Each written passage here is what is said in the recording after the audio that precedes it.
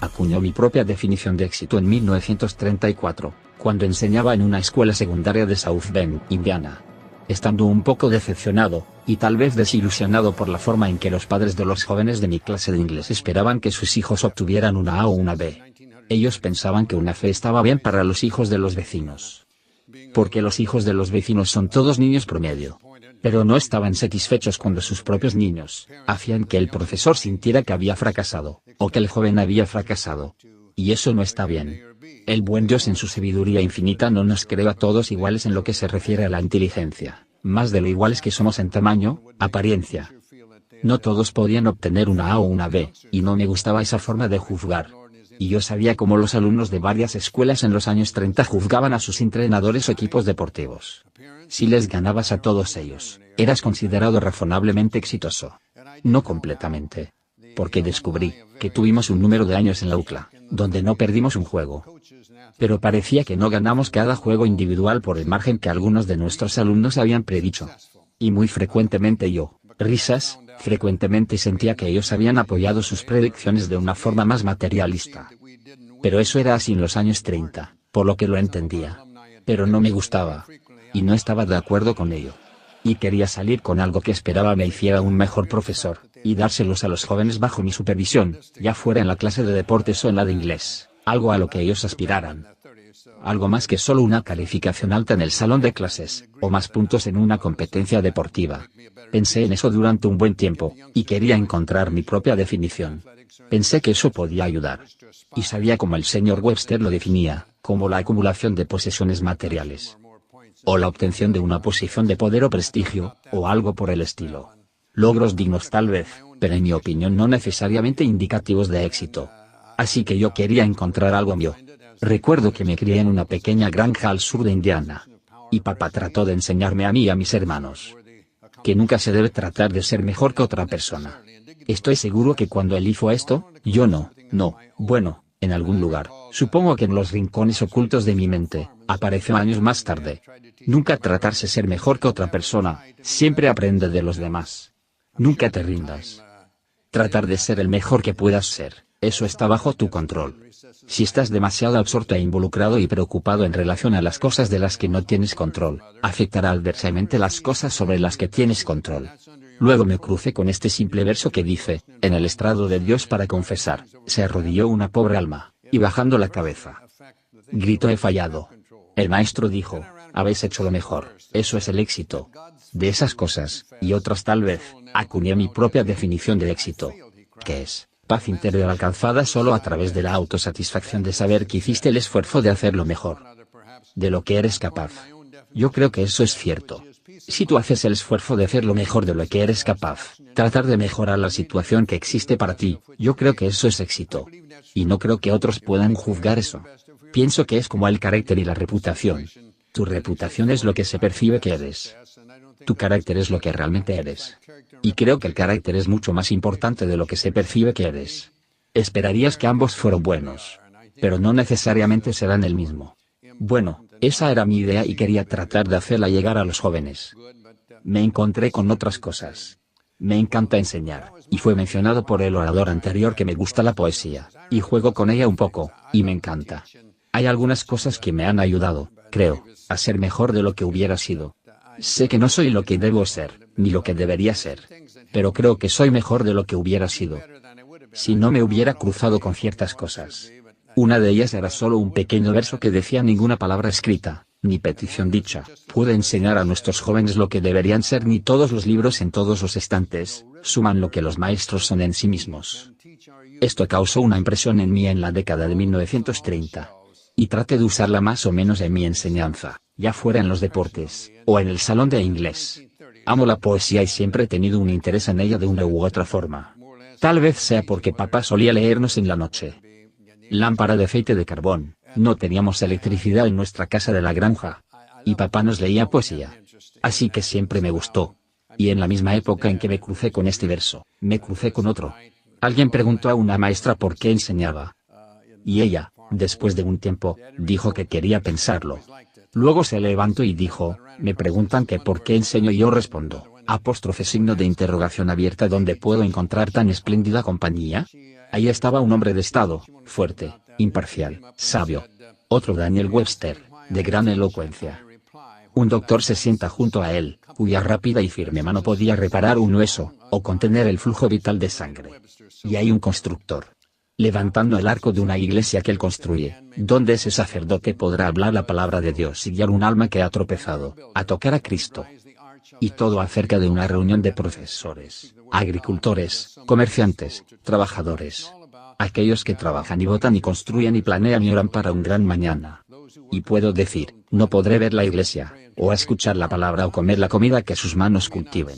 Pero tal vez podré. Y después podré decir. Lo conocí una vez, y él era débil, o fuerte, o audaz o orgulloso o jovial. Lo conocí una vez, pero entonces él era un niño. Ellos me preguntan que por qué enseño y yo respondo apóstrofe signo de interrogación abierta. ¿Dónde puedo encontrar tan espléndida compañía? Y creo que la profesión de docente es verdad, tienes a tantos jóvenes. Y tengo que pensar en mis jóvenes de UCLA, 30 y tantos abogados, 11 dentistas y doctores, muchos profesores y otras profesiones. Y eso te da un gran placer, verlos continuar. Siempre intenté hacer sentir a los jóvenes que estaban ahí primero que nada para obtener una educación. El básquetbol era secundario, porque les costeaba sus gastos, y ellos necesitan un poco de tiempo para sus actividades sociales, pero si permites que las actividades sociales tengan mayor prioridad sobre los otros dos, no vas a tener ninguno por mucho tiempo. Así que esas eran las ideas que intentaba hacerles llegar a los jóvenes bajo mi supervisión. Yo tenía 3 reglas, más o menos, a las que me apegaba prácticamente todo el tiempo. Las había aprendido antes de llegar a UCLA, y decidí que eran muy importantes. Una era, nunca llegar tarde. Nunca llegar tarde. Más tarde dije ciertas cosas. Yo tenía, jugadores, si nos íbamos a algún lugar, tenían que estar arreglados y limpios. Hubo un tiempo en que los hacía vestir sacos y camisas y corbatas. Luego vi a nuestro rector venir a la escuela en mezclilla y cuellos de tortuga, y pensé, no es correcto para mí seguir con esto otro. Por lo que los dejé. Solo tenían que estar arreglados y limpios. Uno de los grandes jugadores que tuve, de quien probablemente han escuchado, Bill Walton, vino a tomar el autobús. Nos estábamos yendo a algún lugar a jugar. Y no estaba arreglado ni limpio, por lo que no lo dejé ir. No pudo subirse al autobús. Tuvo que ir a casa y arreglarse para ir al aeropuerto. Así que yo era muy quisquilloso con eso. Y yo creía en eso. Creo que el tiempo es muy importante. Creo que se debe ser puntual.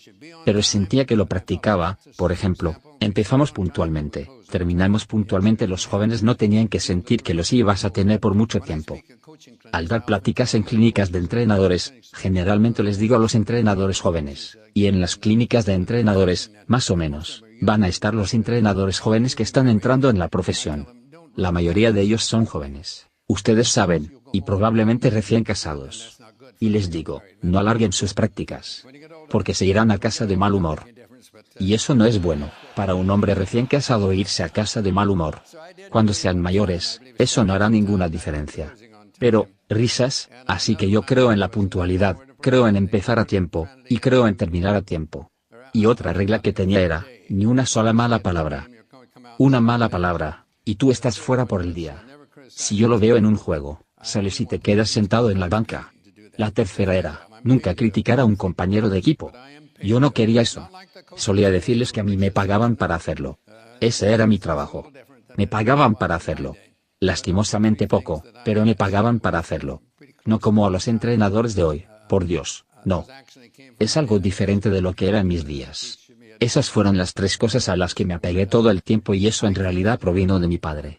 Eso fue lo que intentó enseñarnos a mí y a mis hermanos una vez. Finalmente se me ocurrió una pirámide. No tengo tiempo para entrar en eso. Pero me ayudó, yo creo, a convertirme en un mejor profesor. Es algo así, tenía bloques en la pirámide. Y los bloques de la base eran la diligencia y el entusiasmo, trabajar arduamente y disfrutar lo que estás haciendo. Subiendo hasta la cúspide. De acuerdo a mi definición de éxito. Y justo en la cima, fe y paciencia. Y les digo a ustedes, en cualquier cosa que estén haciendo, deben de ser pacientes. Deben de tener paciencia. Deseamos que las cosas pasen. Hablamos de que la juventud es muy impaciente. Y lo son. Quieren cambiarlo todo. Creen que todo cambio es progreso. Y vamos envejeciendo, y vamos dejando ir las cosas. Y olvidamos que no hay progreso sin cambio. Así que se debe tener paciencia. Y creo que debemos tener fe. Creo que debemos creer. Verdaderamente creer. No solamente decirlo, creer que las cosas resultarán como deberían, siempre que hagamos lo que deberíamos hacer. Creo que nuestra tendencia es esperar que las cosas salgan como queremos, muchas de las veces, pero no hacemos las cosas que son necesarias para hacer que esas cosas se vuelvan una realidad. He trabajado en esto durante unos 14 años, y creo que me ha ayudado a llegar a ser un mejor profesor. Pero todo giraba en torno a esa definición original de éxito. Saben, hace algunos años, había un árbitro de las ligas mayores de béisbol llamado George Moriarty. Él escribía Moriarty con solo una I. Nunca había visto eso antes, pero él lo hacía.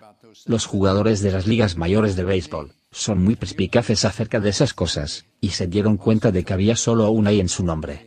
Se sorprenderían de cuántos también le dijeron que esa era una más de la que tenía en la cabeza. En varias ocasiones. Risas, pero él escribió algo que creo que hizo mientras yo lo intentaba hacer en esta pirámide. Lo llamó el camino por recorrer, o el camino recorrido. A veces pienso que las moiras deben sonreír mientras las condenamos e insistir que la única razón por la que no podemos ganar, es que las moiras mismas fallan. Sin embargo, las vidas de nuestros ancestros claman, ganamos o perdemos dentro de nosotros mismos. Los trofeos brillantes en nuestras repisas nunca podrán ganar el juego de mañana. Usted y yo sabemos en el fondo, siempre hay una oportunidad de ganar la corona. Pero cuando fallamos en dar lo mejor, simplemente no hemos pasado la prueba, de darlo todo y no quedarnos con nada hasta ganar el juego. Demostrar lo que se entiende por agallas. De seguir jugando cuando otros se dan por vencidos. De seguir jugando, sin ceder. Es la determinación lo que gana la copa. De soñar que hay una meta por delante. De tener esperanza cuando nuestros sueños mueran. De rezar cuando nuestras esperanzas han huido. Aún perdiendo, no temer a la caída, si valientemente hemos dado todo. Pues ¿quién puede pedir más de un hombre que dar todo lo que esté a su alcance? Darlo todo, me parece, no está lejos de la victoria. Y así, las moiras rara vez se equivocan, no importa cómo se retuerzan y serpenteen. Somos usted y yo quienes creamos nuestro destino, nosotros abrimos o cerramos las puertas del camino por recorrer o del camino recorrido. Esto me recuerda a otra tercia de consejos que mi padre quiso transmitirnos. No lloriques, no te quejes. No inventes excusas. Solo da un paso afuera, y lo que sea que hagas, hazlo a lo mejor de tus habilidades. Y nadie puede hacer más que eso. Intenté transmitirles esto, también, mis rivales no les van a decir, nunca me han escuchado decir ganar. Nunca mencioné ganar. Mi idea es que se puede perder cuando superas en puntuación a alguien en un juego. Y se puede ganar cuando eres superado en la puntuación. Yo me he sentido así en algunas ocasiones, en varios momentos. Y solo quería que fueran capaces de mantener su cabeza erguida después del juego. Yo solía decir que cuando termina un juego, y ves a alguien que no conoce el resultado, esperaba que no pudieran adivinarlo por tus acciones si le habías ganado a tu oponente o el oponente te había ganado. Eso es lo que verdaderamente importa, si haces el esfuerzo de hacer lo mejor que puedas regularmente. Los resultados serán lo que deben ser. No necesariamente lo que quieres que sean, pero serán lo que deberían ser, y solo tú sabrás si puedes hacerlo. Y eso es lo que quería de ellos más que cualquier otra cosa. Y conforme pasó el tiempo y aprendí más de otras cosas. Creo que funcionó un poco mejor, en cuanto a resultados. Pero deseaba que la puntuación del juego fuera el derivado de estas otras cosas, y no la finalidad en sí. Me parece que fue, un gran filósofo dijo, no. Cervantes. Cervantes dijo, el viaje es mejor que el destino. Y eso me gusta. Creo que está llegando a eso. A veces cuando llegas, hay casi una decepción. Pero es llegar ahí lo que es divertido. Me gustaba, como entrenador de básquetbol de la UCLA me gustaba que las prácticas fueran el trayecto. Y el juego fuera la finalidad. El resultado final. Me gustaba subir y sentarme en los estrados y verlos jugar, y ver si había realizado una labor digna durante la semana. Una vez más, es lograr que los jugadores se sientan satisfechos consigo mismos, en saber que habían hecho el esfuerzo de lograr lo mejor de lo que eran capaces. A veces me preguntan quién fue el mejor jugador que tuve, o los mejores equipos. Jamás podré responder eso, mientras tenga que ver con los jugadores. Una vez me preguntaron sobre eso. Y dijeron, suponga que de algún modo pudiera hacer al jugador perfecto. ¿Qué es lo que querría? Yo respondí, bien, querría uno que supiera por qué estaba en la UCLA, para obtener una educación, que fuese un buen estudiante, que supiera por qué estaba ahí en primer lugar. Pero querría uno que pudiera jugar, también. Querría uno que se diera cuenta de que la defensa suele ganar campeonatos, y que trabajara duro en la defensa. Pero querría uno que jugara la ofensiva también. Querría que no fuese egoísta, y que buscara el pase primero y no tirara todo el tiempo. Y querría uno que pudiese dar pases y que hiciese pases. Risas, he tenido algunos que podían y no lo hacían, y he tenido otros que lo hacían y no podían. Risas, quería que fuesen capaces de tirar desde fuera. Quería que fuesen buenos por dentro también. Risas, he querido que sean capaces de rebotar bien en ambos extremos, también. ¿Y por qué no tener a alguien como Kate Wilkes y dejarlo así? Él tenía las aptitudes. No era el único, pero era alguien que yo utilizaba en esa categoría en particular, porque pienso que hizo su mejor esfuerzo en llegar a ser el mejor. Menciono en mi libro, Me llaman entrenador, a 2 jugadores que me dieron gran satisfacción, que se acercaron más que cualquier otro a alcanzar su potencial total. Uno fue Conrad Burke. Y uno fue Doug McIntosh. Cuando los conocí en primer año. En nuestro equipo de primer año, no teníamos, los de primer año no podían representar al equipo. Y pensé, cielos, si estos 2 jugadores, cualquiera de ellos, fue en distintos años, pero pensé en cada uno al momento en que estaba ahí, vaya, si logra representar al equipo, si él es bueno como para lograrlo, nuestra representación debe ser muy deplorable. Y ustedes conocen a uno de ellos, fue un jugador titular por 1 temporada y media. El otro en su siguiente año jugó 32 minutos en un juego del campeonato nacional, fue algo magnífico para nosotros. Y el año siguiente, fue un jugador titular en el equipo del campeonato nacional. Y entonces pensé que no jugaría ni un minuto, y lo hizo, y son las cosas que te dan gran alegría, y gran satisfacción al verlas. Ninguno de esos jóvenes podía tirar muy bien. Pero tenían porcentajes de tiro sobresalientes, porque no lo forzaban. Y ninguno podía saltar muy bien, pero mantuvieron una buena posición, y por tanto hicieron buen rebote. Recordaron que cada tiro que es tomado, se asume que será perdido. He tenido demasiados que se paran a esperar a ver si lo pierden. Entonces van y es demasiado tarde. Alguien más se les adelantó. Y no eran muy rápidos, pero jugaron en buena posición, mantuvieron un buen equilibrio. Así que jugaron buena defensiva a nuestro favor.